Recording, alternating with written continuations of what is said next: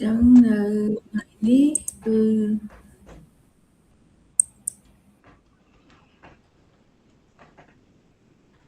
ចឹងថ្ងៃនេះនៅគូបរិយាបន្តទៅទៅមេរៀនទី4យើងបញ្ចប់មេរៀនទី4ហើយនៅចុងម៉ោងនៅគ្រូនឹងបញ្យល់ពីការត្រៀមប្រឡង midterm សប្តាហ៍ក្រោយចឹងយើងបន្តមេរៀនទី4យើងបញ្ចប់ដែលមេរៀនទី4យើងគឺរៀនតាក់ទងជាមួយ linear neural network សម្រាប់ classification ចឹងនៅគ្រូរំលឹកឡើងវិញយើងស្គាល់ប្រភេទ classification problem មួយទៀតអីមេរៀនមុនយើងស្គាល់ពី regression problem ជាការដែលយើងសិក្សាដើម្បី predict ទៅលើតម្លៃជាលេខទស្សភាគ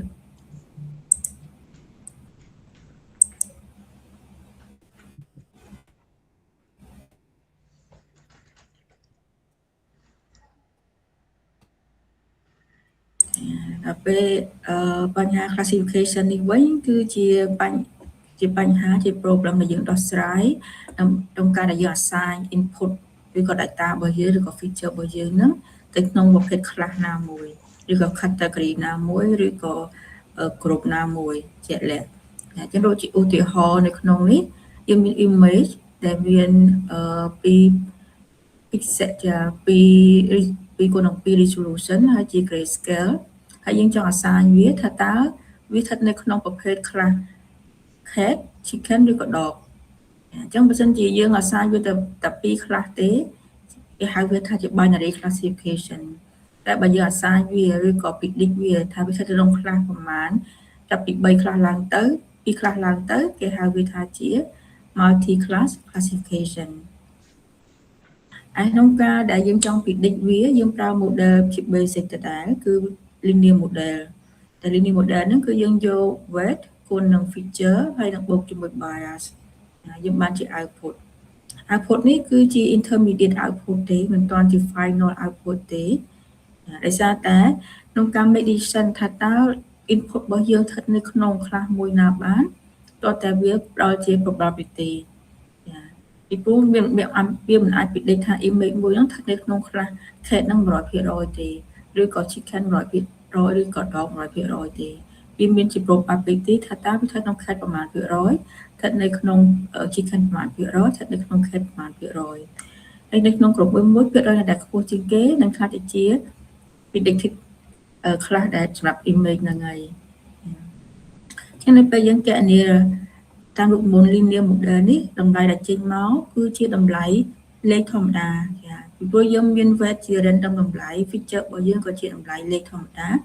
weight ក៏ bias ក៏ជាតម្លៃលេខធម្មតាអញ្ចឹងគណនាមកវាជាតម្លៃ infinitive ពីដកអនន្តទៅបូកអនន្តចាវាមិនមែនជាតម្លៃ probability ដែលចន្លោះពី0ទៅ1ទេ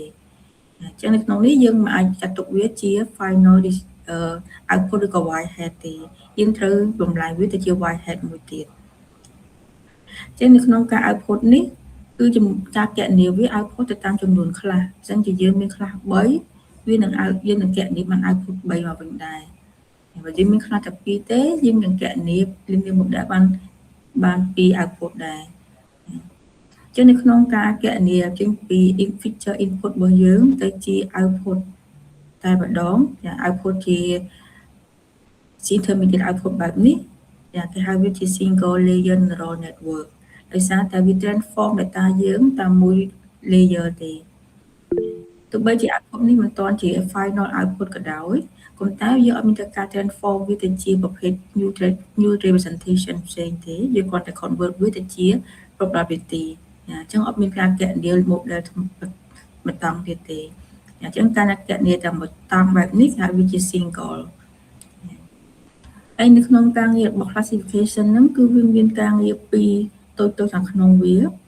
ទីមួយគឺ source assignment ហ្នឹងគឺយើងគណនារក probability នៃ category មួយអញ្ចឹងចេញពីការគណនាចេញពី output នេះយើងត្រូវបំលែង output ហ្នឹងទៅជា probability ដើម្បីយើងអាច make decision បានថាវាស្ថិតនៅក្នុង class មួយណាអញ្ចឹងការដែលយើងគណនាចេញពី model ហើយយើងបំលែងវាទៅជា probability ហៅវាថាជាការងារ source assignment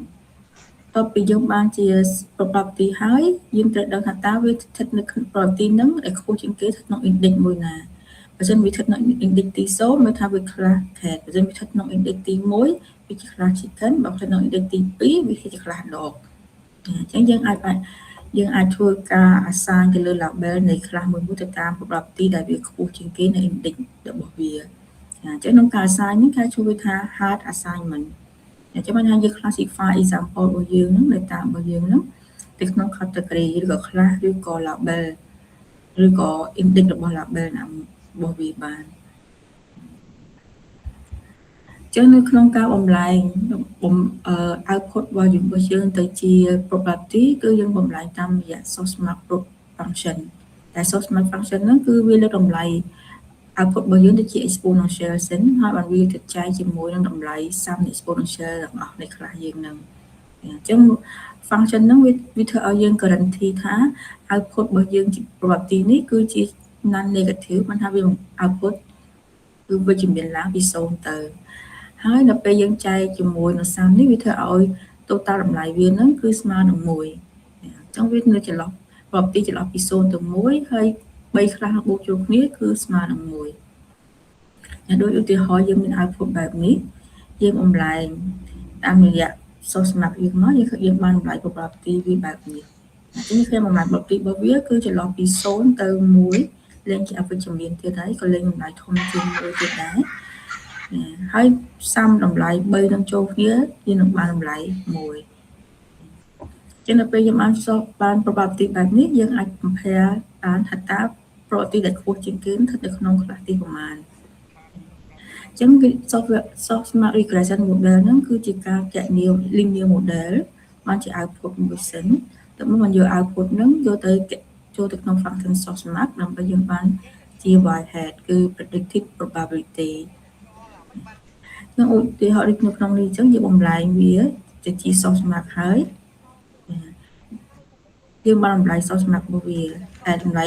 one hot encoding របស់ true label របស់យើងគឺ001អញ្ចឹងយើងយកដឹងថាតើ sourcemark predicted y-hat របស់យើងនេះត្រូវជាមួយ y នេះក៏អត់ដូចគ្នាក៏អត់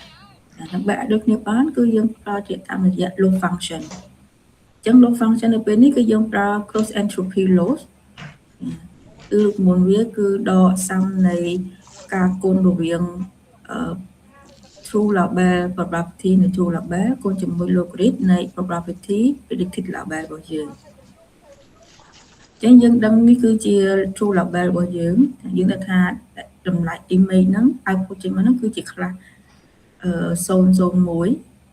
ហើយយើង predicted មកយើងគណនាចេញមក y-hat របស់យើងគឺមាន property ប៉ុណ្ណេះអញ្ចឹងដើម្បីយើងចង់ដឹងថាវាខុសគ្នាប៉ុណ្ណាគឺជាងគណនាតាមរយៈ loss អញ្ចឹងយើង loss យើងយក predict តាម class មួយអញ្ចឹងគឺ index 0នេះកូនជាមួយ logarithm នៃ index 0នេះដែរតែមកយើងបូកជាមួយ index 0នេះ index 1នេះកូនជាមួយនឹង logarithm នៃ index 1ហើយយើងបូកជាមួយនឹង index 2កូនជាមួយ logarithm នៃ index 2នេះយើងឃើញថាពីខាងលើគឺ0ហើយអញ្ចឹងនៅសល់តែខាងក្រោមទៀតដែលមានតម្លៃអញ្ចឹងយើង logarithm នៃ0ជាងគឺអវិជ្ជមានអវិជ្ជមានបូកអវិជ្ជមានគឺឃើញវិជ្ជមានអញ្ចឹងគឺតម្លៃលុយរបស់យើងគឺ0.051នេះឯងអញ្ចឹងមកថាវាខិតរក0អញ្ចឹងមកថា probability នេះគឺនឹង probability នេះគឺខិតរកគ្នាចិត្តគ្នាអញ្ចឹងមកថាការ predict របស់យើងហ្នឹងគឺល្អហើយកុំតែបើសិនជាការ predict outlook របស់យើងនេះមកធំចាតម្លៃវា1ឬក៏2ឬក៏3ឬក៏10ឬក៏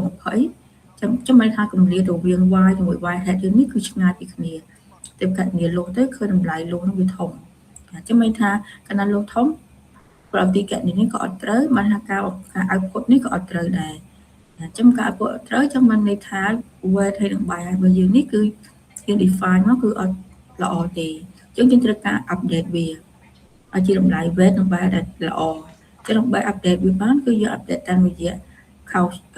gradient អញ្ចឹង gradient គឺយើងគណនា gradient នៃ loss function របស់យើងគឺ gradient នៃ cross entropy loss នេះ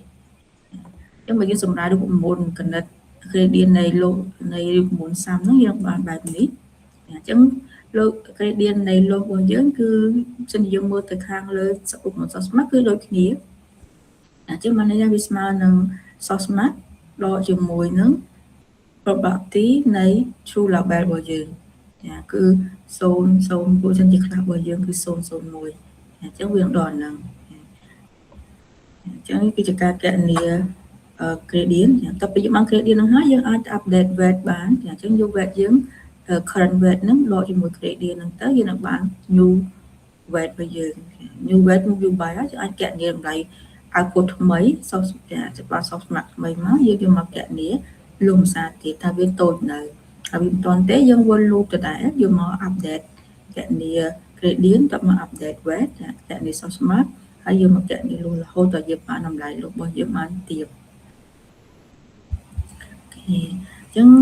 នេះគឺ model របស់ softmax regression ឥឡូវយើងមកមើល data set អញ្ចឹង data set នៅក្នុងឧទាហរណ៍នេះគឺប្រើ image data set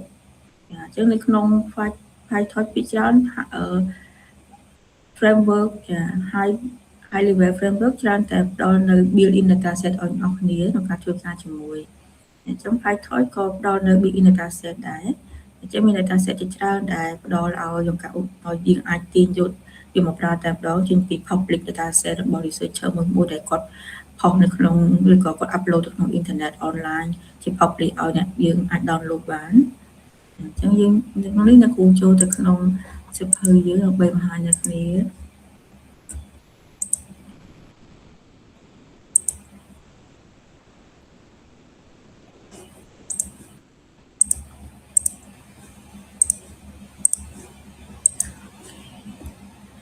ចឹងអ្នកគ្រូអត់រាន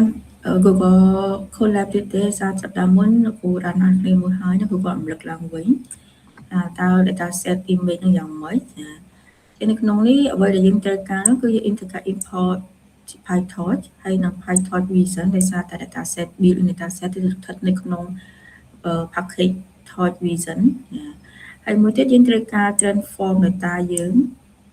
ពី image ដែលយើងពេលយើង read យើងត្រូវការយើងប្រើ Pillow package Pillow library ដើម្បី read ចឹង array ជា array របស់ Pillow ចឹងយើងត្រូវការអំណាចវាទៅជា tensor នេះគឺ library របស់សៀវភៅចឹងនៅក្នុង data set ហ្នឹងគឺយើងគ្រាន់ integrating ពី base class data set របស់យើងកំណត់បាច់ផ្សាយហើយយើងចង់មាន option សម្រាប់ design image នេះគឺជា default របស់ image resolution យើងអាច design វាបានអញ្ចឹងនៅក្នុងការ transform គឺយើង transform យើងអាចបណ្ដុំ transform ជាច្រើនតាមរយៈ compose function compose ចឹងក្នុងនេះឧទាហរណ៍នេះគេ transform តែពីឲ្យយើងទេគឺ resize image យើងទៅតាម resolution ដែលយើង set ឲ្យនិងមួយទៀតគឺ convert វាទៅជា tensor សម្រាប់ដាក់ចូលទៅក្នុង model របស់យើងតបមកគឺយើងមានទៅ download data set ចេញពី built-in data set ដែល PyTorch ផ្ដល់ឲ្យហ្នឹងគឺ function m នេះហ្នឹងជាបើសិនជាយើងបើសិន download ជា train data គឺយើងគ្រាន់ឲ្យ option train វាស្មើ true ហើយយើង transform នេះគឺយើងដល់ជាមួយ object transform ដែលយើង set up ខាងលើតោះមកយើង download true validation ដូចគ្នាដែរយើង download ចេញពី built-in data set m នេះហ្នឹងហើយគ្រាន់តែ training option ហ្នឹងគឺយើង for ព្រោះយើងចង់ download validation data ហើយ transform គឺយើងរក្សា option ខាងលើដូចគ្នាគឺយើងមានការ design ហើយនឹង convert វា tensor ហើយ download គឺយើង true ដែរក្នុងនេះយើង check អញ្ចឹងយើងការ object data ចេញពី class MD យើងមិញហើយយើង design ទៅជា32ចឹង data ដែលទទួលបានហ្នឹងគឺ training គឺ 60000 ហើយ data validation ហ្នឹងគឺតែ 10000 ទេហើយបើសិនជាយើង check មើល data មួយនៅក្នុងបាច់ទី0ហើយ data ទី index ទី0យើងឃើញថា data ហ្នឹងគឺមានមួយ channel ទាំង height គឺ32 pixel ហើយនឹង width គឺ32 pixel ដែរអញ្ចឹងវា store ដោយសារយើង convert ជា tensor អញ្ចឹង tensor វា auto arrange data យើងជា shape បែបនេះជា dimension បែបនេះមានថាទី1គឺ channel ទី2គឺ height ទី3គឺ width អញ្ចឹង height នេះគឺចំនួន row width នេះគឺចំនួន column នៃ image របស់យើងដោយសារវាជា data យើង image ជា grid នេះគឺជា function សម្រាប់ convert index 0 1 2 3ហ្នឹងទៅជាឈ្មោះរបស់ index ឈ្មោះរបស់ label អញ្ចឹង label មាន10គឺមាន t-shirt មាន trouser មាន pullover មាន dress មាន coat មាន scandal មាន shirt មាន sneaker មាន bag ហើយនឹងមាន ankle boot ចឹងនៅក្នុងការរៀន data ចឹងគឺយើងរៀបជា mini batch ដោយសារយើងចង់ប្រើការ update web របស់យើងជា mini batch ដែរចឹងនៅក្នុងនេះយើងមាន function get data loader ដែល add ចូលទៅក្នុង function នេះយើងហ្នឹងយើងមាន option សម្រាប់ថា data ហ្នឹងជា trend ឬក៏ជា validation ចឹងមកវាជា trend គឺយើងបោះ data trend ទៅឲ្យ data ដើម្បីយើង load data ហ្នឹងបើមិនចឹងទេយើងបោះវាជា validation data វិញតើមកយើងដាក់ data ហ្នឹងចូលទៅក្នុងជា data loader ហើយវាអាចមានលក្ខណៈ loop auto តែម្ដងចាអញ្ចឹងកម្រិតបាច់ផ្សាយវាហើយយើង shuffle នៅពេលវាជា data trend ហើយអត់ shuffle ទេបើវាជា validation data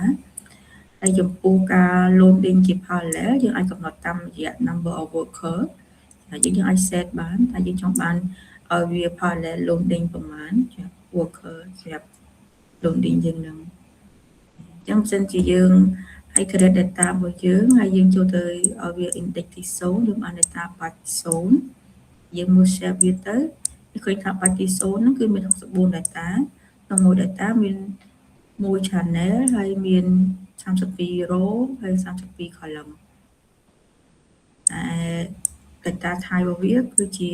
float 32ហើយ y វិញ label របស់យើងគឺជា y shape របស់យើងគឺមាន64 data ដែរ64 label ដែរដោយសារយើងមាន64 data អញ្ចឹងយើងមាន64 label តែ data មួយហើយ data type នៃ label របស់យើងគឺជា integer ដោយសារវា store ជា index នៃ label ទី1 label ទី2ទី3រហូតទៅនេះគឺជាឧទាហរណ៍នៃការដែលយើងមើលថាក្នុងការ load data យើងជា parallel data យើង 60000 យើង load ជាមួយបាច់ផ្សាយរបស់យើង64ថាតើវា loading ហ្នឹងត្រូវការរយៈពេលប្រហែលអញ្ចឹងជាមួយ resource របស់សភៅតែ hardware របស់សភៅហ្នឹងគេ load ហ្នឹងគេចំណាយពេលតែ4ទៅ5 second នេះចាតែបើយើងGoogle Colab ពេលGoogle លើកមុនហ្នឹងទុំអាចជា15 second ជាងចំពោះការ visualize data ខ្ញុំសិនអ្នករៀន download data ចូលក្នុង PC នៅគ្នា local អ្នកគ្នាអាចមើលទៅក្នុង folder direct តាមក្នុងសារ data យើងយ៉ាងម៉េចតែបើអ្នកគ្នាអត់ load ទេតាមឧទាហរណ៍សភៅនេះយើងគេសភៅគឺផ្ដល់នៅ function ជាមួយដើម្បីយើងអាចមើលឃើញ data នឹងបានថា data រូបវាយ៉ាងម៉េចពេលយើង download វាហើយអញ្ចឹងគេប្រើ function show image នេះអញ្ចឹងនៅក្នុង function visualize ហ្នឹងគឺយើងបោះ data យើងជាបាច់ហ្នឹងមិនថាបាច់យើងមានជា data ផងមាន label ផងតបមកគឺចំណុចចំនួន row ថាយើងចង់បង្ហាញប្រមាណ row ហើយចង់បង្ហាញប្រមាណ column data យើងហ្នឹងហើយឈ្មោះ label data មួយអីគេខ្លះអញ្ចឹងមិនសិនជា label ហ្នឹងអត់ឲ្យទេវានឹង assign label ហ្នឹងជាពី function take label លើកមុនហ្នឹងទៅតាម index label របស់យើងដែលយើងផ្ដល់ឲ្យតមកយើង show image របស់យើងជាមួយតម្លៃ x របស់យើងដែលយើង squeeze មកន័យថាយើងយក channel ទៅខាងក្រោយវិញមកយើងអាច show image នឹងបានចំនួន row 1 row ទេហើយ8 column 8 image title ទៅតាម label ដែលយើងទទួលបាននៅពេលនេះគឺយើងអាចshow វាបានចាអញ្ចឹងយើងយក data validation មក show យើងអាច iterate data validation មកហើយយើង move វាទៅ index ទី0អញ្ចឹងយើងបាន data នឹងបាច់ទី0យើង visualize data ហ្នឹងអញ្ចឹង data យើងគឺមានទម្រង់បែបនេះអញ្ចឹងវាជា image low resolution ទេដោយសារវា pixel វាតិចអញ្ចឹងនេះថា label របស់វាគឺ angle 4ក្នុងនេះគឺសភៅគាត់ convert ជា color ឲ្យយើង original គឺពណ៌សខ្មៅជាតិមិនសខ្មៅជា gray scale ទេអូខេអញ្ចឹងនៅគូរំលឹក data យើងប៉ុណ្ណឹងតទៅមកទៀតគឺតកតងជាមួយ data អញ្ចឹង base data នេះគឺbase model classification model base model នេះគឺវាជា class model ដែលយើងបង្កើតឡើងគឺដើម្បីយើងអាចមាន component ដូចគ្នារវាងការ implement from scratch ហើយនិង implement ដោយប្រើ framework អញ្ចឹងជាដែលយើងប្រើ component ទៅតែ implement 2ដងនៅក្នុង model 2ហ្នឹងគឺសភៅហ្នឹងគាត់បង្កើត model ជា base មួយហើយ model តបមកទៀត from scratch ក៏ដោយ from framework ក៏ដោយក៏អាច inherit ប្រើ component បានដែរចាអញ្ចឹងនៅក្នុងនេះគឺយើង download សំខាន់គឺ PyTorch ហ្នឹងចាអញ្ចឹងក្នុង class model ហ្នឹងគេឈ្មោះថា classifier ដែលនៅក្នុងការ function នៅក្នុង classifier ហ្នឹងគឺ validation step ចឹង validation step គឺគណនាលុះដើម្បីយើងដឹងថាតើលុះ validation ហ្នឹងគឺថយចុះឬក៏កើនឡើងឬក៏តូចឬក៏ធំអ្វីដែលត្រូវថែមហ្នឹងគឺ accuracy ចឹងដឹងថាតើពេល predict ជាមួយ validation ទៅត្រូវប្រមាណខុសប្រមាណconfiguration គឺដដែលគឺយើងប្រើ millibyte stochastic gradient descent ចំពោះ function accuracy គឺយើងបាន y head ហើយយើងមាន y អញ្ចឹងយើង compare តើត្រូវខុសតើវាត្រូវប្រមាណខុសប្រមាណអញ្ចឹងនេះយើងគ្រាន់តែ shape y head របស់យើងដើម្បីយើងអាចទទួលបាន structure ដែលថាក្នុងមួយ data ក្នុងមួយ row នៅក្នុង column មួយណាដែលវាមាន probability ខ្ពស់ជាងគេអញ្ចឹង column ដែលមាន probability ខ្ពស់ជាងគេវានឹងយក index នៃ column នោះទៅជា predicted label index អញ្ចឹង predicted label របស់យើងជា index យើងប្រៀបធៀបជាមួយនឹង true label index របស់យើងដែរបើវាស្មើគ្នាបើវា correct ហើយបើវាអត់ស្មើគ្នាទេ false គឺ0អញ្ចឹងដល់ពេលដែលយើង option នេះគឺ true បានយើងគណនា average អញ្ចឹងយើងការគណនា average នៃ compare របស់យើងដែល true គឺ average នៃ1ដល់ពេលណា true គឺ0យើងបូកទៅក៏ឃើញតែ0ដដែលទេ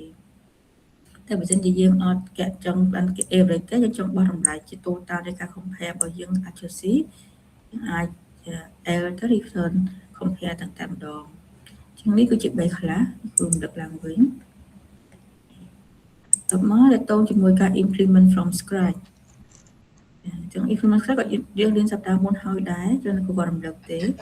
ចឹងនៅក្នុងនេះយើងត្រូវការតែ import PyTorch សំខាន់សៀវភៅនេះគួរជួយយើងទេចំពោះ function sourcemark ចឹង function sourcemark ហ្នឹងគឺរូបមន្ត exponential នេះចឹងយើងទី1គឺ exponential នៃតម្លៃ input យើងចូលមកតម្លៃចា x នេះទៅមកគឺជាការសាំនៃតម្លៃ output នៃ class របស់យើងចឹងในការសាំហ្នឹងគឺយើងចង់សាំតាម column ហើយសារក្នុងមួយ row គឺតម្លៃមួយ data ហើយក្នុងមួយដែលຕົកនៅ column នៃតម្លៃ class មួយហ្នឹងអញ្ចឹងយើងសាំតាម column ហ្នឹងហើយយើង keep dimension true គឺដើម្បីឲ្យវារក្សាចំនួន dimension ដដែលកុំឲ្យវា reduce dimension ចាអញ្ចឹងឧទាហរណ៍ក្នុងនេះមិនថានៅពេលយើងឧទាហរណ៍នេះគឺជាលទ្ធផលនៃ class data ទី1នេះ data ទី2ក្នុងមួយ row គឺមួយ data ហើយ column គឺជា probability នៃ class មួយឧទាហរណ៍អញ្ចឹងនៅពេលយើងសាំវាបើចឹងយើងសាំវាតាម column ហើយយើង dimension true យើងនឹងបានលទ្ធផលបែបនេះអញ្ចឹងមិនថានៅក្នុងនេះគឺ data ទី0ហ្នឹងគឺសាំរបស់វាគឺ1ចា data ទី1សាំរបស់វាគឺ15អញ្ចឹងវាអត់បាត់ dimension ទេហើយវារក្សាចំនួន row វាដដែលតែមកយើងយក exponential ហ្នឹងចែកជាមួយនឹងសាំទៅយើងនឹងបានលទ្ធផល sourcemark របស់យើងអញ្ចឹងនេះគឺជាឧទាហរណ៍ថាជាយើងមានតម្លៃ x ជា random តម្លៃហើយច្រឡំដែលមាន2 row 5 column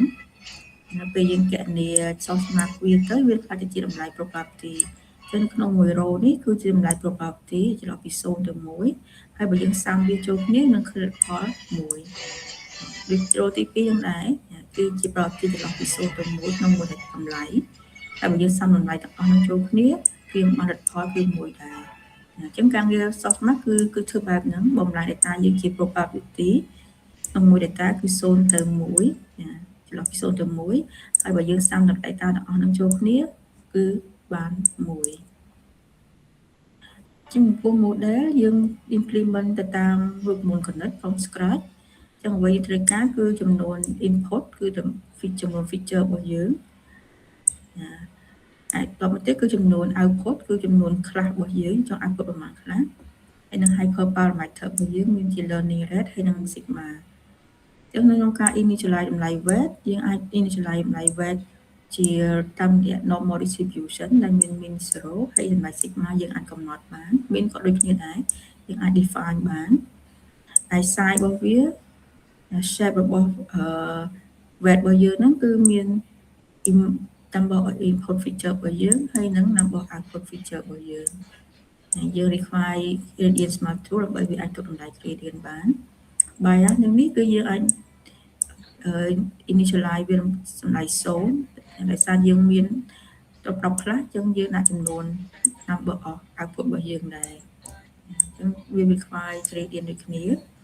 ហើយ function parameter នេះធ្វើតម្លៃ parameter យើងគឺ weight ហើយនិង bias អញ្ចឹងយើង initialize ស្រាប់ខ្លះរបស់យើងហើយជាមួយតម្លៃ parameter ហើយការងារ function forward ជាការងារ function ដែលយើង define network architecture របស់យើងហើយនឹងគណនារក output ចេញមកចឹងនៅក្នុងនេះគឺយើងគ្រាន់តែ reshape តម្លៃ x របស់យើង feature x យើងឲ្យវាមានលក្ខណៈដែលយើងអាចយកវាទៅគុណជាមួយនឹងweight យើងបានយើងដឹងថាក្នុងការគុណ matrix multiplication គឺត្រូវតែមាន shape ដែលវាអាចគុណគ្នាបាននៅក្នុងឧបមាគណិតលើកមុនគូនេះអញ្ចឹងមិនថាវានៅខាងមុខគូប្រមាណក៏បានដែរសំខាន់គឺខាងក្រោយនេះ shape ខាងក្រោយនេះឲ្យដូច shape ខាងមុខរបស់ weight អញ្ចឹងវាត្រូវ reshape ឲ្យវាដូចថា weight 0នេះអញ្ចឹងពេលយើងគុណវាហើយយើងបូកជាមួយ bias យើងបាន output យើងដាក់ចូលទៅក្នុង function sourcemark យើងបាន property មកគឺវាតទៅជាមួយនឹង cross entropy អញ្ចឹង cross entropy នៅពេលនេះគឺយើងប្រើវា from scratch តាមរូបមន្តគណិត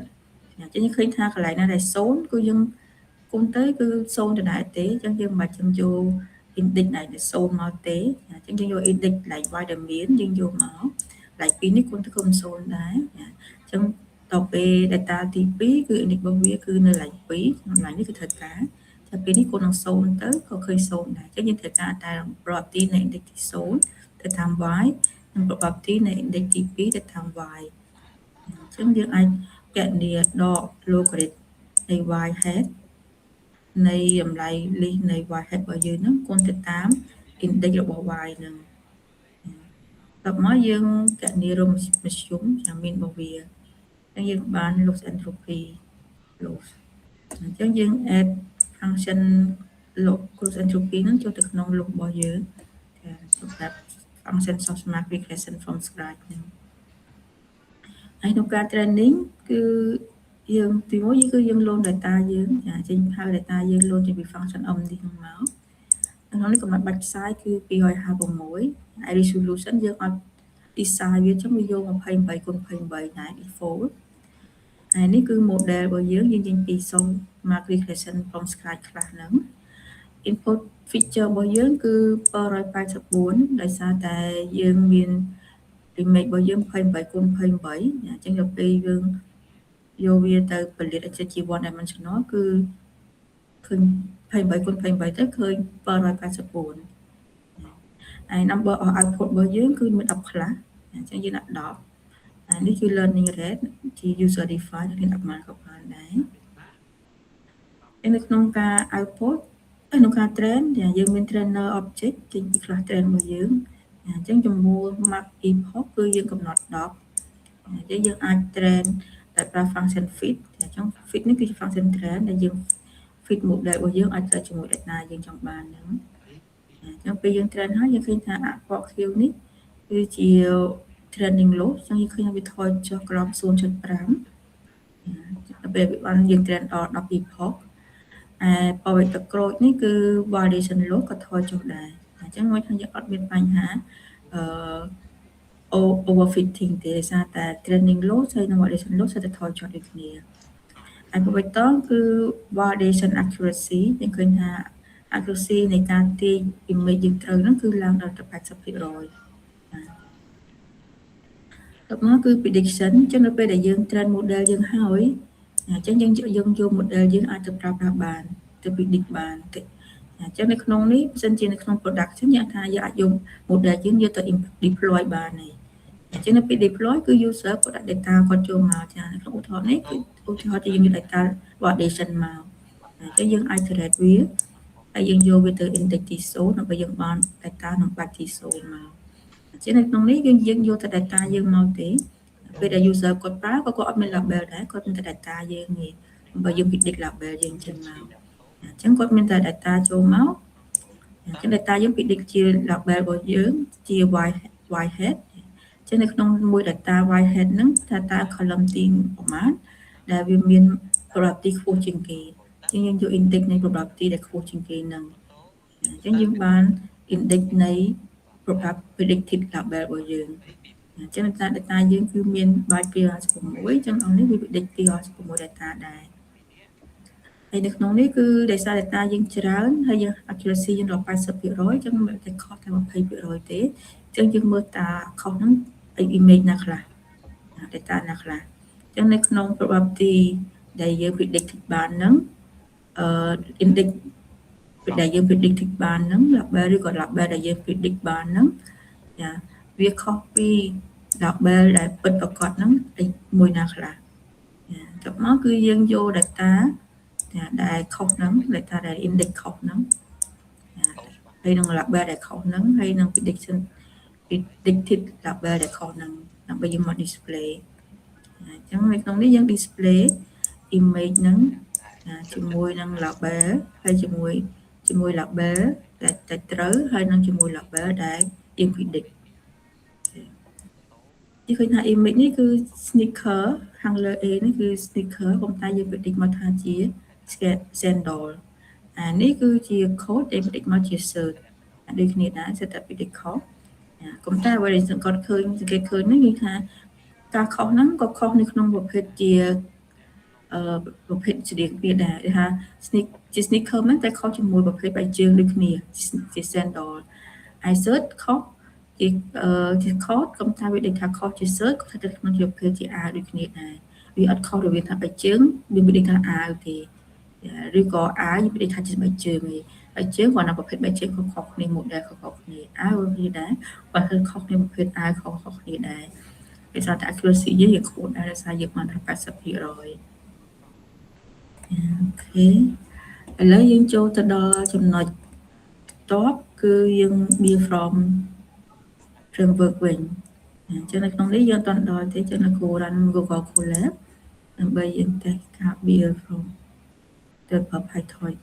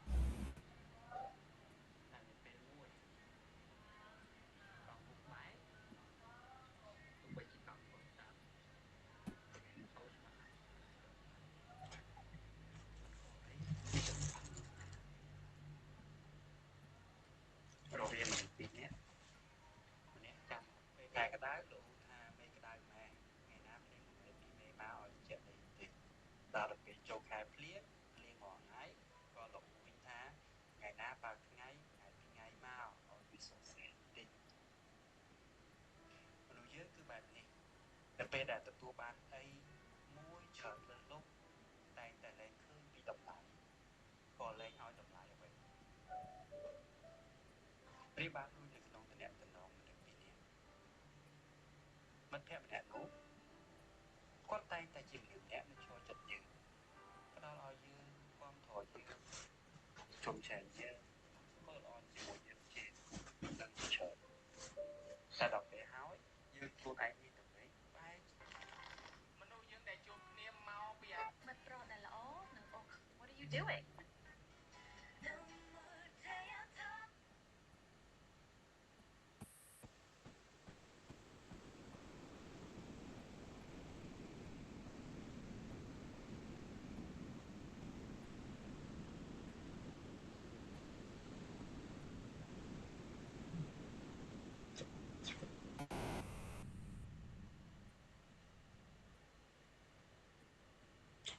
Join my cyber attack.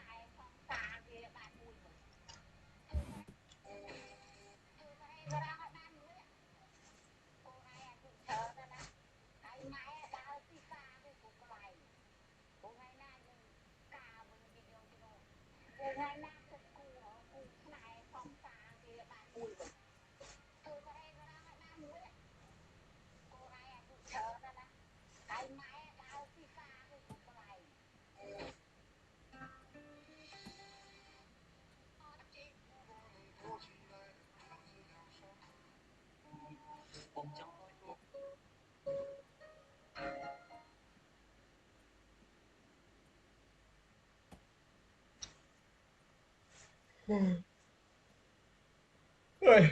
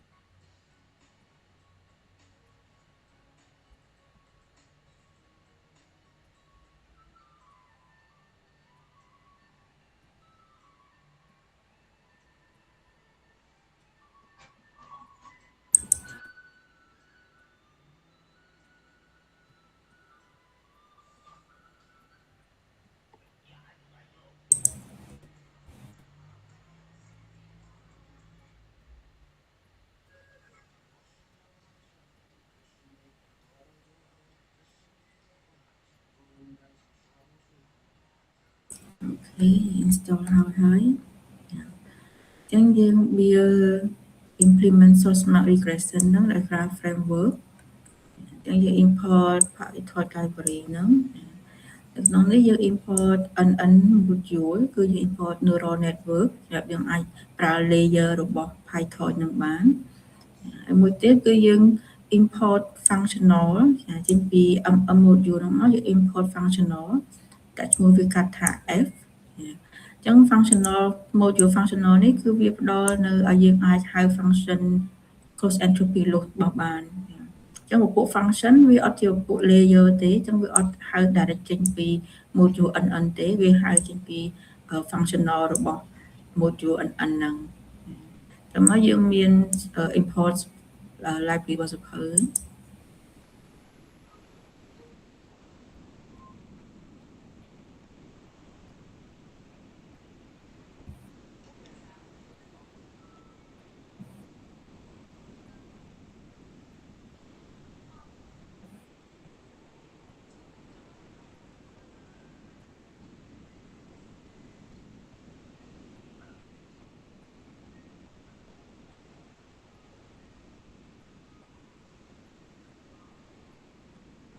អញ្ចឹងយើងចាប់ដើម define model របស់យើងអ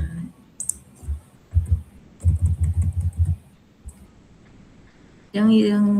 define class របស់យើងគឺ source smart regression យើង inherit ចេញពី3 class classifier ដើម្បីយើងអាចប្រើ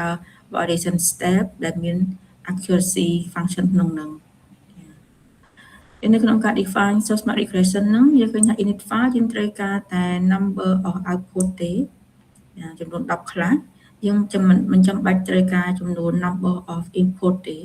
ដោយសារនៅពេលដែលយើងប្រើ layer របស់PyTorch អញ្ចឹង layer ហ្នឹងយើងអាចប្រើ lazy linear ដែលវានឹង auto infer ទៅលើចំនួន number of picture របស់យើងតែម្ដងពេល data យើងចូលទៅ data យើងមាន shape ប្រមាណវានឹង infer ទៅលើ shape របស់ data យើងឲ្យខ្លួនឲ្យដោយឆ្លើយប្រវត្តិឲ្យយើងអញ្ចឹងយើងមិនចាំបាច់ explicitly បញ្ជាក់ថាតើ number of input យើងប្រមាណទេយើងគ្រាន់តែយើងចង់ត្រូវតែបញ្ជាក់ពី number output យើងថាយើងចង់បានប្រមាណខ្លះមកវិញថាឲ្យវា predict ប្រមាណខ្លះតទៅមកគឺ learning rate យើង parameter learning rate យើងអាច define ចំនួន learning rate យើងបានកន្លែងនេះយើងមិនចាំបាច់បញ្ជាក់ define តម្លៃ sigma សម្រាប់ random តម្លៃ weight ទេគឺនៅពេលដែលយើងបង្កើត layer មួយគឺវា auto បង្កើត active weight និង active bias ឲ្យយើង auto តែម្ដង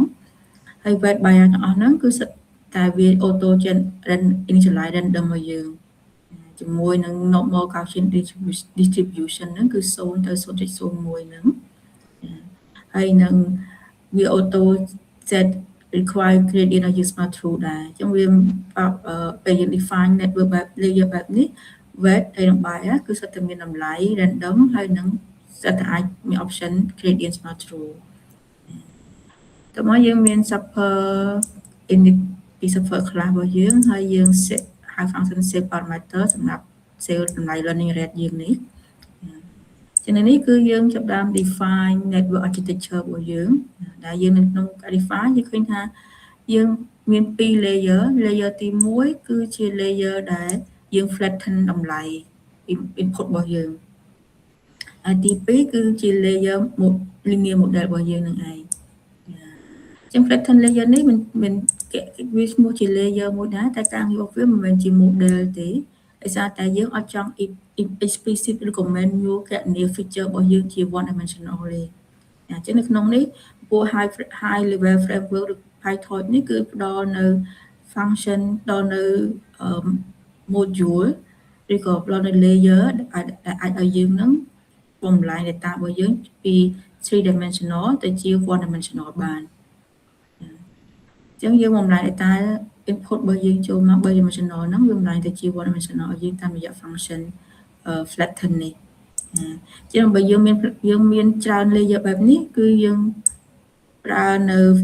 module sequential របស់ neural network របស់ PyTorch ហ្នឹងអញ្ចឹង module sequential ហ្នឹងគឺវាបណ្ដុំនៃ layer ឲ្យយើង ដូចធ្វើការពីលើចុះក្រោមអញ្ចឹង data ដាក់ចូលមកវានឹងចូលទៅជា input នៅ layer ទី1 result output ចេញពីការកណនា layer ទី1ហ្នឹងនឹងខ្លាយទៅជា input សម្រាប់ layer ទី2ឲ្យយើងដល់ពេល output ចេញពី layer ទី2នឹងបញ្ជា return output ចុងក្រោយសម្រាប់ network model របស់យើងអញ្ចឹងក្នុងនេះយើងមានពីរទី1គឺ flatten ហ្នឹងបំលែងទៅជា one dimensional ទី2គឺ lazy linear គឺវា auto infer តម្លៃ number of input ចេញពី data របស់យើងហើយអញ្ចឹងយើងមិនចាំបញ្ជាក់ទេតែយើងគ្រាន់បញ្ជាក់ថា number output យើងហ្នឹងគឺប្រមាណយើងចង់បានអញ្ចឹងយើងជាក់តាមអ្នក parameter ខាងលើរបស់យើងឲ្យដល់ឲ្យដល់មកគឺយើងមាន function forward ជា function ដែលយើងអាច define network architecture អញ្ចឹង network architecture របស់យើងគឺយើងយកតាមការដែលយើង initialize ពីខាងលើតមកគឺជាការគណនា output របស់យើងដែលយើងដាក់តម្លៃ x របស់យើងចូលទៅក្នុង network របស់យើងទៅយើងនឹងបានតម្លៃ output របស់យើងហើយចឹងគូរ៉ានវាតមកគឺ source map អញ្ចឹង output នេះយើងឃើញថា output ចេញតែ linear model ទេគឺ output O មិនមែនជា y head ទេអញ្ចឹង output ចេញពី function នេះគឺជា output O ទេមិនទាន់ជា y head អញ្ចឹងនៅក្នុងនេះគឺ source map អញ្ចឹង source map នេះយើងឃើញថាបើសិនទុកមកចូលវាគឺ exponential ហើយជាមួយនឹងការចែកជាមួយ sum របស់វាតែយើងឃើញថា net single precision floating point number probably approximately over range ចន្លោះពី10ទៅដល់38ទៅ10ស្វ័យគុណ38អញ្ចឹងនៅពេលតម្លៃ output របស់យើងនេះចន្លោះពីត38ទៅ38អញ្ចឹងមើលថាវាអាចលើកជា exponential ទៅ floating point number រយៈធ្វើការបានប៉ុន្តែបើសិនជា output របស់យើងនេះវាកណនាមកឃើញនៅក្រៅចន្លោះដល់90ឬក៏ធំជាង90ចាំមើលថា result របស់យើងពេលលើកជា exponential ទៅគឺវា unstable ហើយព្រោះតម្លៃ floating point number มันអាចទុកតម្លៃ10ស្វ័យគុណដល់100ក៏10ស្វ័យគុណដល់200តែវាធំជាងfloating point number ដែលអាចស្តុកបាននេះអញ្ចឹងជា output នោះគឺ unstable ចឹងដើម្បី avoid កុំឲ្យវាមានបញ្ហា unstable result បែបនេះគឺគេ round up តម្លៃ output របស់យើងចឹងក្នុងការ round up គឺទី1គឺគ្រាន់តែ define ទៅលើថាតើ output ក្នុងចំណាំខ្លះទាំងអស់ហ្នឹង map របស់ output ហ្នឹងប្រមាណបន្ទាប់មកគឺយើងយកតម្លៃ output របស់យើងដកតម្លៃ map នឹងចេញមកយើងយកវាមកជា exponential ដូចគ្នាដែរយើងយកតម្លៃ output ខ្លះរបស់យើងមួយដល់តម្លៃ max នៃរបស់វាទៅមកយើង exponential ហើយយើងសាមវាចូលគ្នាអញ្ចឹងនៅពេលនេះsource map របស់យើងដែលកណនាលើតម្លៃ output តែម្ដងហ្នឹងនឹងកណនាលើតម្លៃ output ដកតម្លៃ map វាចោលសិនហើយក្នុងការងារហ្នឹងគឺយើងមិនមកចាំមិនសិនតែយើងប្រើ framework គឺវា auto ធ្វើឲ្យយើងនៅស្វ័យប្រវត្តិតែម្ដងនៅពេលដែលយើងបង្កើត layer កណនារោគ output របស់វាតែនៅក្នុងហ្នឹងយើងគួរតែដឹងថាតើ behind coding ហ្នឹងវាកណនាយើងយ៉ាងម៉េចជាមិនសិនយើង build from scratch គឺយើងត្រូវ consider ហ្នឹងយកដាក់ហ្នឹងទេយើងអាចបាន output ដែល unstable ចំពោះការកណនា loss ក៏ដូចគ្នាដែរអញ្ចឹងនៅពេលយើងកណនា loss logarithm នៃ y head របស់យើងអញ្ចឹងគឺយើងលេងយកតែ output ទៀតហើយគេយក logarithm នៃ output ដែលដកជាមួយនឹង max នឹងចេញដែរអញ្ចឹងបើយើងសម្រាយមកយើងនឹងបានរូបមន្តបែបនេះគឺយើងយក output របស់យើងដកជាមួយនឹង max តម្លៃ output របស់យើងនឹងហើយដកជាមួយ logarithm នៃ exponential នៃ output របស់យើងដកជាមួយនឹង max output របស់យើងនឹងហើយដូចគ្នាដែរក្នុងការកណនាហ្នឹងគឺបើសិនជាយើងឲ្យ function high framework យកមកប្រើតែម្ដងវា auto ធ្វើឲ្យយើងស្រាប់ហើយយើងអត់ចាំបាច់ manually កណនាខ្លួនឯងទេ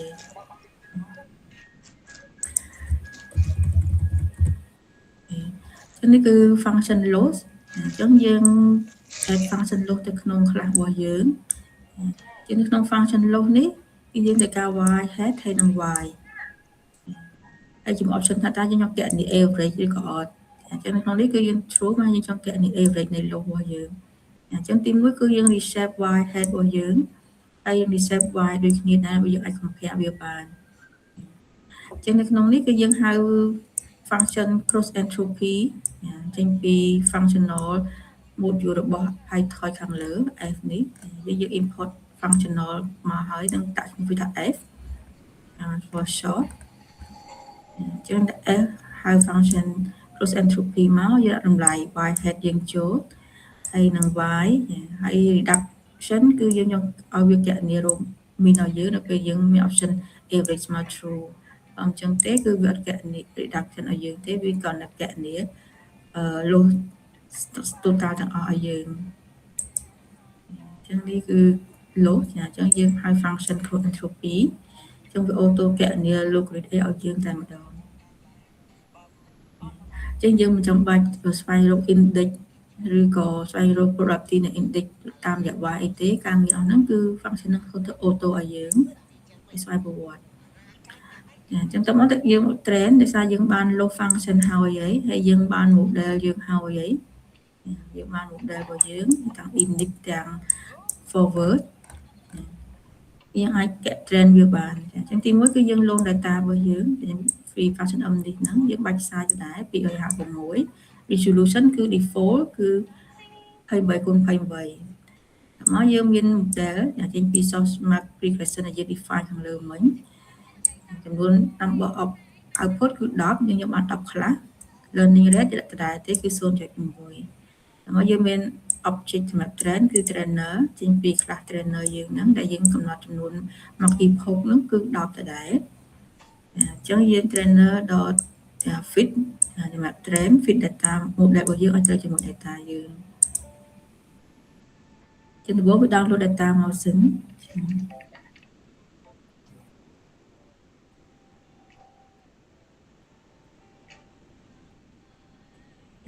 ចាប់តាម train អញ្ចឹងនេះគឺ epoch ទី1train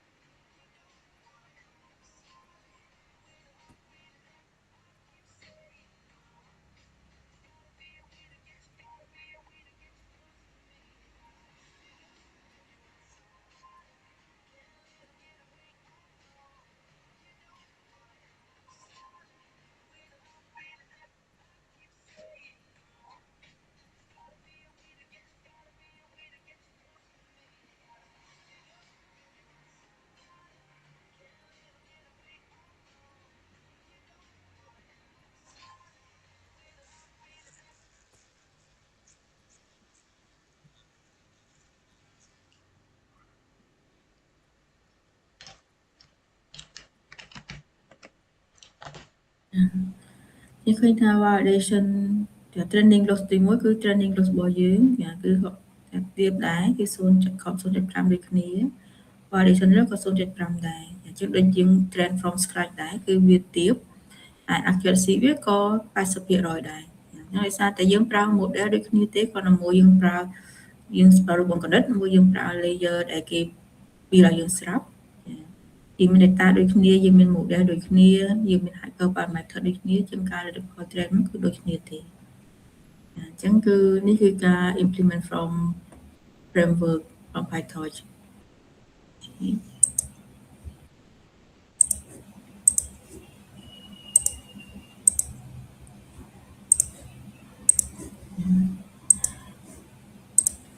ចឹងបន្ទាប់គឺ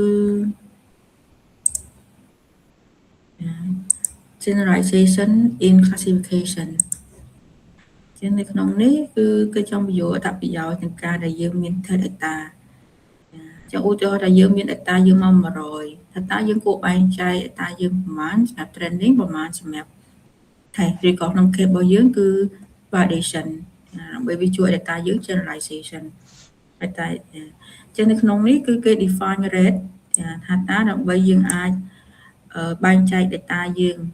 វាប្រមាណsample ជា data training ប្រមាណ sample ជា data validation ឬក៏ជា test data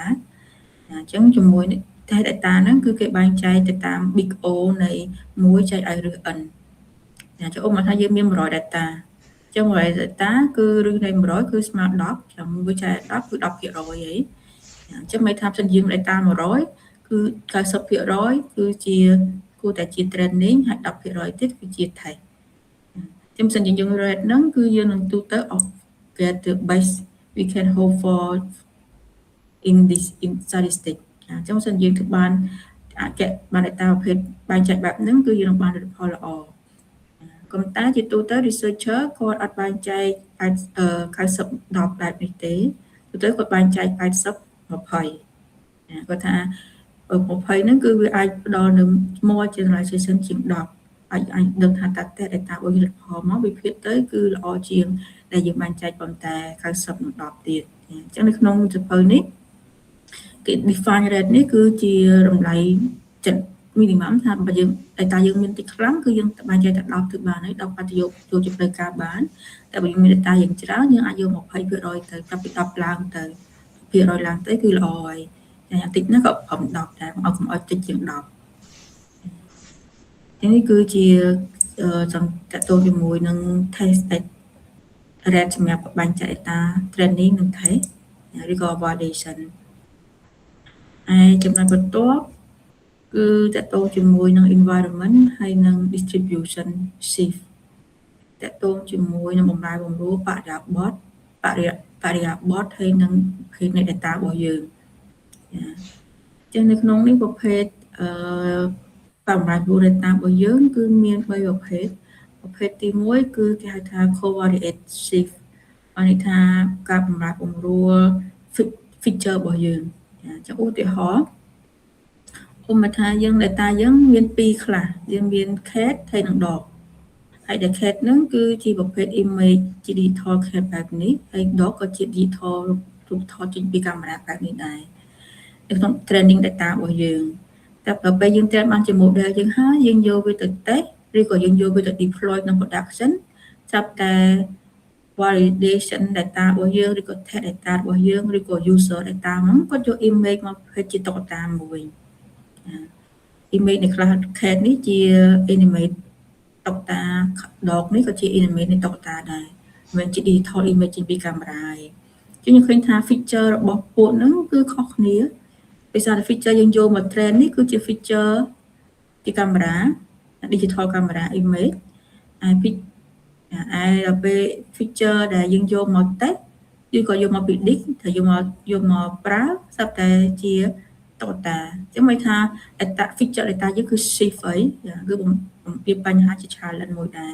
អញ្ចឹងធ្វើម៉េចបើសិនជាយើងចង់នេះគឺយើងធ្វើ collect data ឲ្យគ្រប់ឲ្យបាន variant ឲ្យបាន diversity អាចទៅរួចអញ្ចឹងទៅនៅពេលយើង deploy user ប្រើប្រភេទ data ប្រភេទណាក៏យើងអាចជួបបញ្ហាcovariate shift ឬក៏ feature shift នេះដែរchallenge ទី2បញ្ហាទី2គឺ label shift គឺបម្រែបម្រួល label អញ្ចឹងនៅក្នុងនេះពិចារណាគឺកើតឡើងនៅពេលដែលយើងមាន data អត់ស្មើគ្នាអញ្ចឹងវាខ្លះមួយឬក៏តែពីចែកទៅថា imbalance data ឧទាហរណ៍ថាយើងនឹងយកមានខ្លះពីរមិញហ្នឹងគឺ cat និង dog យើងប្រមូល data មកបាន100 data តែដោយសារ data យើងប្រមូលពិបាកអញ្ចឹង cat យើងសម្បូររកស្រួលជាង dog អញ្ចឹង cat យើងរកបានដល់90រូបភាពហើយ dog រកបានតែ10ទេអញ្ចឹងយកមក train មកយើងឃើញថាក្នុងតែពីរខ្លះអញ្ចឹង train ទៅដឹងតែ accuracy យើងប្រហែលជា 90% ទេទោះបីយើងមិន train ក៏យើងអាចបាន model មួយ 90% ដែរដោយសារតែ probability វា interval data ណាដែលធំហើយជំនាញ train ទៅបាន 90% ទោះបីជាយើង predict ថារូបភាពនឹងដកថាជា cat ក៏យើងខុសតែ10ដែរអញ្ចឹង 90% ទៅគឺត្រូវតែដល់ពេលយើងយក model ដែលយើង train នឹងយកទៅឲ្យ ជា deploy ជា production ឬក៏យកទៅជា inference ជា test តែ image ដែលយកមក test ហ្នឹងគឺ 50% ជា cat 50% ជា dog អញ្ចឹងស្មើគ្នាចឹងពេលស្មើគ្នា test ទៅយើងឃើញថា accuracy ទាបដោយសារតែយើង train ហ្នឹងគឺភាគច្រើនយើងលំអៀងទៅខាង cat តែដល់ពេលយើង test ទៅ data test របស់យើងដែលវាស្មើគ្នាអត់លំអៀងអញ្ចឹងគឺ accuracy យើងថយចុះយើងអញ្ចឹងយើងអាចឆ្ងល់ថាហេតុអីបានជាពេល train មកគឺ accuracy ខ្ពស់ដល់ 90% គឺគួរទទួលយកបាន 90% ឡើងហើយតែដល់ពេលយើងទៅប្រើតែប្រទេស image ដែលស្មើគ្នា50ស្មើគ្នាបាន accuracy យើងធ្លាក់មកផងតែ50ឬ60% វិញហ្នឹងគឺជាបញ្ហា challenge គេហៅថា label shift អញ្ចឹងពេលយើង train ជាភាពមិនយើងបង្រៀន data ឲ្យស្មើគ្នា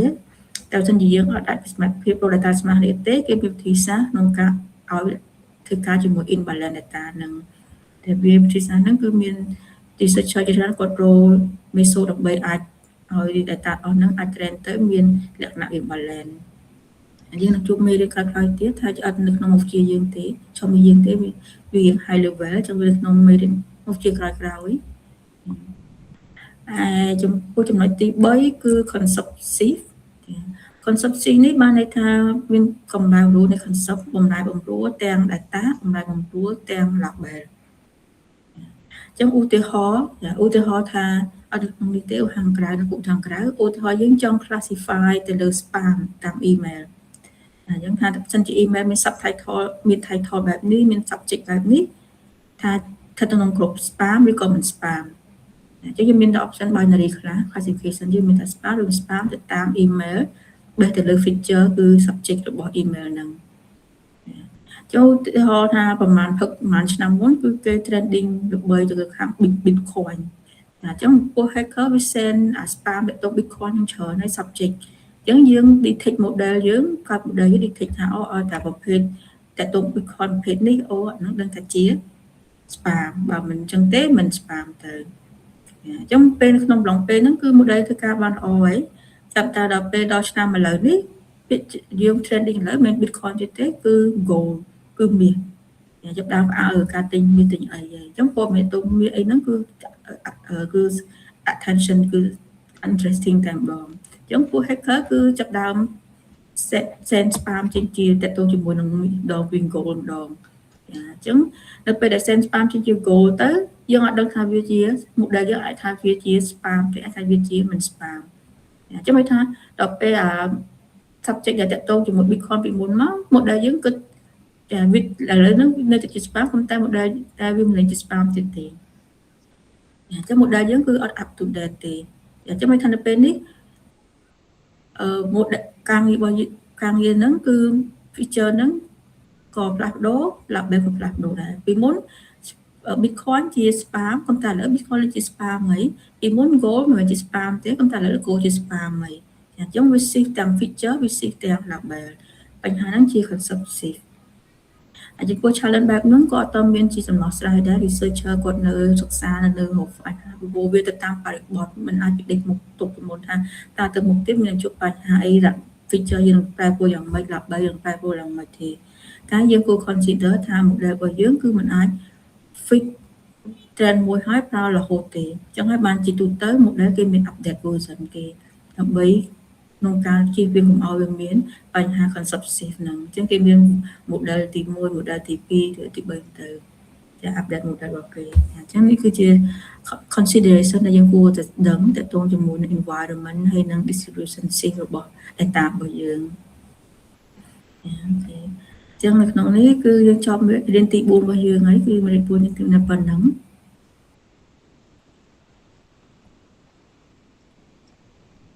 អ្នកនេះមានជាសំណួរ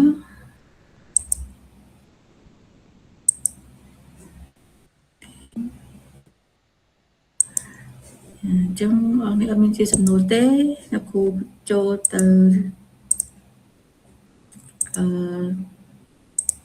ការណែនាំពីការប្រឡង midterm យើងសប្តាហ៍ក្រោយ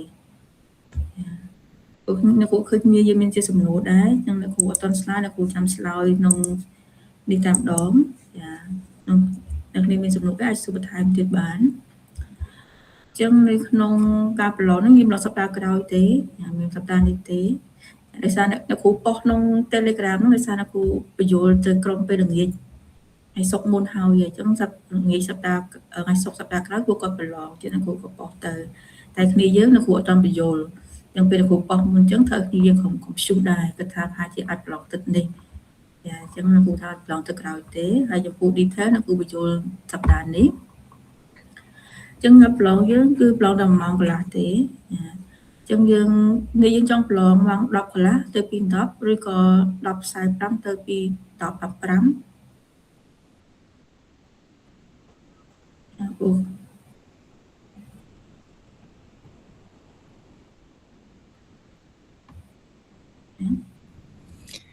ខ្ញុំអត់ដឹងមិនដែរគឺព្រោះខ្ញុំ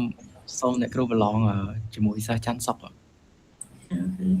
តែអ្នកគ្រូចង់ដឹងគ្នាយើងទាំងអស់គ្នាថាចង់ប្រឡងម៉ោងណាព្រោះថាគ្នាយើងវាច្រើនម៉ោងទី1រៀនចប់ទៅប្រហែលជារំ log in ហើយតម្រាំតាអាចចាប់តាមប្រឡងប្រហែលជា10:45អីអញ្ចឹងអ្នកគ្រូដូរទៅ10:45វិញបើគ្នាមានពេលសម្រាប់ខ្លះហើយត្រៀមប្រឡងអញ្ចឹងដូចគ្នាយើងអញ្ចឹងសិនជារវល់ថ្ងៃសៅរ៍ថ្ងៃទឹកប្រឡងហ្នឹងអាចមកប្រឡងពេលល្ងាចក្រុមមួយក្រុមល្ងាចបានអីទេហើយក្នុងការប្រឡងហ្នឹងគឺប្រឡង online shot អត់មានអ្នកគ្នាអត់ចាំបាច់មកថ្នាក់មកសាលាទេកុំហើយក្នុងចំនួនប្រឡងហ្នឹងគ្រូធ្វើជា Google Form ឲ្យអ្នកគ្នាព្រោះតែអ្នកគ្នាត្រូវ log in Google Meet សិនព្រោះអ្នកគ្រូនឹង share link Google Form ហ្នឹងនៅក្នុង chat របស់ Google Meet ចឹងអ្នកគ្នា online មួយអ្នកគ្រូសិនអ្នកគ្រូ send link ក្នុងម៉ោង10:45ហ្នឹងអ្នកគ្រូនឹង send link ឲ្យអ្នកគ្នាដើម្បីយកទៅឆ្លើយសំណួរហើយម៉ោង12:15ហ្នឹងអ្នកគ្រូនឹងបិទ link នឹងវិញហើយចឹងធ្វើម៉េច submit ឲ្យមុនម៉ោងអ្នកគ្រូបិទអញ្ចឹងអ្នកគ្រូបើកទុំម៉ោង10:45ហ្នឹងហើយបិទវិញទុំម៉ោង12:15ហ្នឹងតែក្នុងការប្រឡងគឺយើងប្រឡង4 chapter ហើយពីchapter ទី1ដល់ chapter ទី4ហ្នឹងសំណួរចេញពីក្នុងនឹងមកហើយrule ក្នុងការប្រឡងគឺអ្នកគ្រូជាប្រឡង online អ្នកគ្រូអត់ strict ទៅលើការបើកសភៅទេអ្នកគ្រូជា open question អ្នកគ្នាអាចមានសេរីភាពក្នុងការបើកសភៅឬក៏មើល slide lecture ឬក៏ប្រើ internet ផ្សេងៗបានលើកលែងតែអ្នកគ្នាមិនអាចប្រើចម្លើយដែល generate ចេញពី AI មកទេព្រោះអ្នកគ្រូចង់ឲ្យអ្នកគ្នាគ្រាន់តែ copy សំណួរអ្នកគ្រូទៅដាក់ចូល ChatGPT ឬក៏ AI Gemini ណាមួយទៅហើយបើលទ្ធផលមក copy result ហ្នឹងឲ្យអ្នកគ្រូវិញគឺអត់ជាការដែលអ្នកគ្នាបានសិក្សាបានយល់ចាអញ្ចឹងវាអាចវាតម្លៃជាបន្ទុករបស់ AI មិនជាការបន្ទុកក្នុងការអ្នកគ្នារៀនអញ្ចឹងនៅក្នុងនេះអ្នកគ្រូមាន tool ក្នុងការដែលអាចដឹងថាតើចម្លើយ text ហ្នឹងជា text generated by AI ឬក៏អ្នកគ្នាសេខ្លួនឯង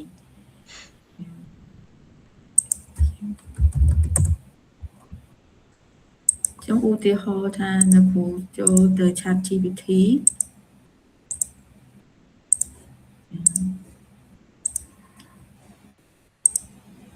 ចង់ឧទាហរណ៍អ្នកគ្រូចង់ដឹងថាសួរសំណួរថា what is deep learning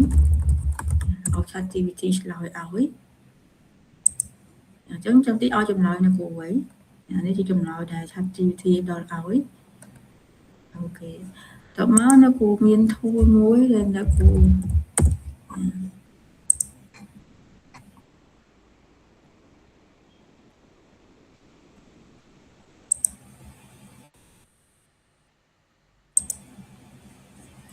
ចូលមកអ្នកគ្រូ copy ចម្លើយហ្នឹងនិយាយ ChatGPT ហ្នឹងហើយយកទៅដាក់នៅក្នុង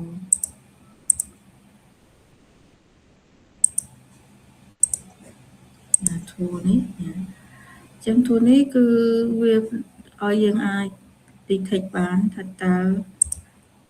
text ដែលអ្នកគ្រូ copy ចេញពី internet ពី ChatGPT មកមិញហ្នឹងថាវាជាប្រមាណភាគរយជា AI ជាថាតើវា text ហ្នឹងគឺជា AI generated អត់អញ្ចឹងដល់ពេលវា check ហើយវាថា output content seem to be AI generated អញ្ចឹងបើសិនជាអ្នកគ្នាប្រើ text បែបហ្នឹងអ្នកគ្រូ detect ថា text ជា AI generated អ្នកគ្នាបានមកទូទេ តែបើគ្នាសរសេរខ្លួនឯងទេគឺពេលអ្នកគ្រូ detect ទៅវានឹងថា human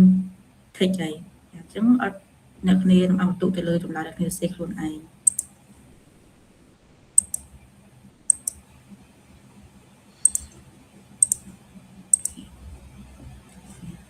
ហើយចំណុចមួយទៀតគឺ copy គ្នាទៅវិញទៅមកដូចគ្នាដែរអញ្ចឹងអ្នកគ្នាអត់អាច copy គ្នាទេព្រោះចម្លើយគឺអ្នកគ្រូឃើញដូចគ្នាអ្នកគ្រូអាចបន្ទុកដែរចំពោះកាត់បន្ទុកគឺ attendance exam អ្នកគ្នាគ្រាន់តែចូលរួមក្នុងការប្រឡងហ្នឹងអ្នកគ្រូឲ្យបន្ទុក50ជា3ហើយអ្នកគ្នាគ្រាន់តែចូលបំពេញឈ្មោះហើយ submit អត់ share ចម្លើយអីទាំងអស់គាត់អ្នកគ្នាបានបន្ទុកដែរគឺ50បន្ទុកហើយអាជា base score តែបើអ្នកគ្នាឆ្លើយសំណួរអញ្ចឹងអ្នកគ្នាបានបន្ទុកថែមទៀតចន្លោះពី1ទៅ50អញ្ចឹងនៅក្នុងសំណួរអ្នកគ្រូសួរអត់មានជាសំណួរដែលឆ្លើយមកត្រូវខុសទេគឺមានតែសំណួរដែលថាឆ្លើយមកបានល្អឬក៏មិនសូវល្អឧទាហរណ៍ចំនួនដែលបញ្យល់ទេចឹងអ្នកគ្នាមករៀនមួយអ្នកគ្រូរាល់សប្តាហ៍ទៅអ្នកគ្នាយកបានប៉ុណ្ណាអ្នកគ្នាបញ្យល់មកវិញតាមនឹងមកមិនបាច់ចាំប្រើ AI ទេឆ្លើយតាមការយល់មកអ្នកគ្នាឆ្លើយបានយកបានល្អអ្នកគ្នាបានទូថែមទៀតបានដល់50ទៀតទៅអ្នកគ្នាធ្វើបានល្អទេគឺចន្លោះពី1ទៅ50ហ្នឹងអញ្ចឹងវាជា bonus score អញ្ចឹងសរុបមកបន្ទុករបស់គ្នាគឺ base score បូកជាមួយ bonus score ហ្នឹងគឺ100ពេញហើយចាំរំទុកគិតទៅ 50% នៃប្រឡងទាំងអស់វាមាន final exam 50% ទៀតអញ្ចឹងនៅក្នុងនេះអ្នកគ្នាមិនបាច់បារម្ភថាខ្លាចធ្លាក់ទេព្រោះ base score ឲ្យអ្នកគ្នាចូលរួមប្រឡងគឺដឹងតែបានបន្ទុក50វិញអត់ដល់ពេញឈ្មោះសត្វនេះគឺបានហើយអញ្ចឹងអ្នកគ្នាធ្វើម៉េចឆ្លើយទៅតាមការយល់នឹងមកអញ្ចឹងមិនបាច់ប្រើ AI generative ទេយល់ពេលរៀនមកបានប្រហែលយល់ប្រហែលឆ្លើយប៉ុណ្្នឹងទៅអ្នកគ្រូក៏ចង់ដល់អ្នកគ្នាចិត្តបានប៉ុណ្ណាដែរក្នុងការរៀនមួយអ្នកគ្រូនឹងចឹងខ្ញុំបារម្ភថាធ្លាក់ទេគឺដឹងតែជាប់ហើយ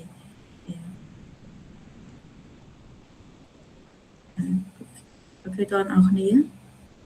ហើយក្នុងការប្រឡងអ្នកគ្នាអនឡាញទេចឹងអ្នកគ្នាមិនបាច់ចាំមកថ្នាក់ក៏បានដែរប្រឡងនៅណាក៏បានឲ្យតែអ្នកអាចប្រឡងអនឡាញបានហើយសម្រួលគ្នាយើងសួរបាទអ្នកគ្រូមានប្រហែលសំណួរដែរអ្នកគ្រូនៅក្នុងនេះអ្នកគ្រូអត់ទាន់ design សំណួរទេប៉ុន្តែសំណួរគឺចេញពី4 chapter ហ្នឹងមេរៀនយើងមាន4មេរៀនគឺយើងគេក្នុង4មេរៀនហ្នឹងតែក្នុងចំនួនអស់ហ្នឹងគឺអ្នកគ្រូធ្វើម៉េចលៃឲ្យត្រូវ1ម៉ោងកន្លះអ្នកឆ្លើយបានអត់ឲ្យហៀម៉ោងអ្នកគ្នាទេ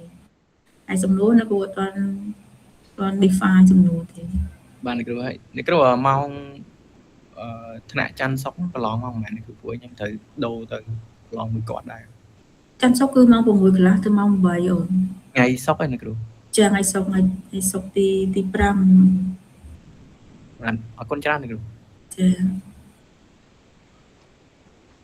នេះគ្នាយើងមានសំណួរអីថែមទៀត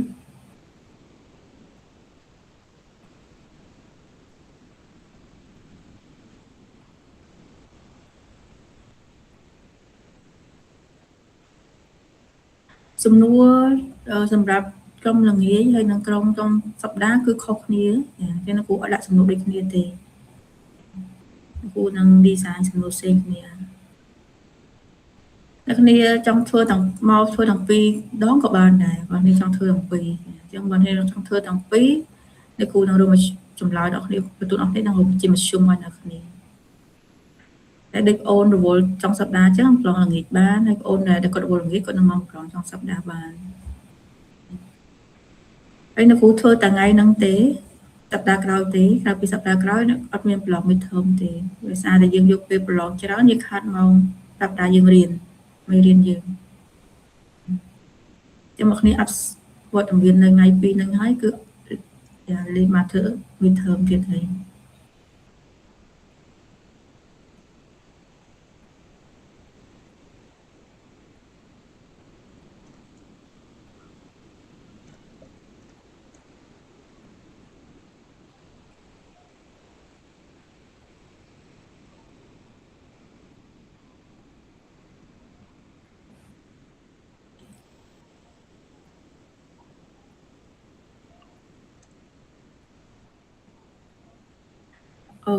ចំណុចមួយទៀតអ្នកគ្រូចង់បញ្ជាក់ទៅលើឈ្មោះអ្នកគ្នាចាអ្នកគ្នាប្រើឈ្មោះផ្លូវការឈ្មោះអ្នកគ្នាដែលអ្នកគ្នាមានតកោមានឈ្មោះអ្នកគ្នាហ្នឹងអញ្ចឹងពេលអ្នកគ្នា log Google Form អ្នកគ្នាប្រើ Gmail អ្នកគ្នា account អីក៏បានដែរ តែដល់ពេលឈ្មោះនៅក្នុង form ដែលបំពេញហ្នឹងគឺប្រើឈ្មោះផ្លូវការ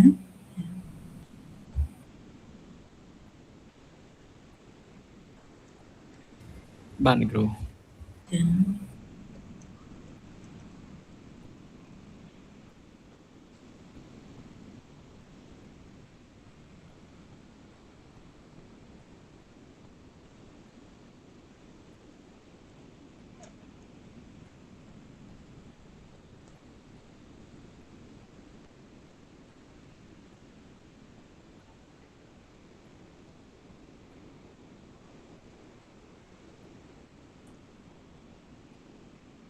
មានសំណួរបន្ថែមទៀតតើតើមួយការប្រឡងឬក៏មេរៀនយើងក៏បានដែរ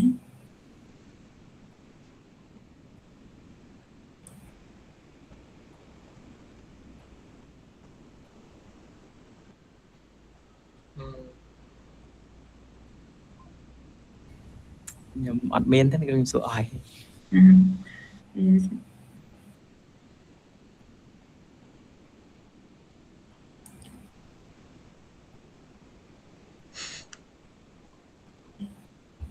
ចឹងគូជូនពរសំណាងល្អដល់គ្នាយ៉ាងបានទូតច្រើន បាទអរគុណអ្នកគ្រូ បាទអរគុណអ្នកគ្រូជំរាបលាអ្នកគ្រូ ចាចាជំរាបលាអូន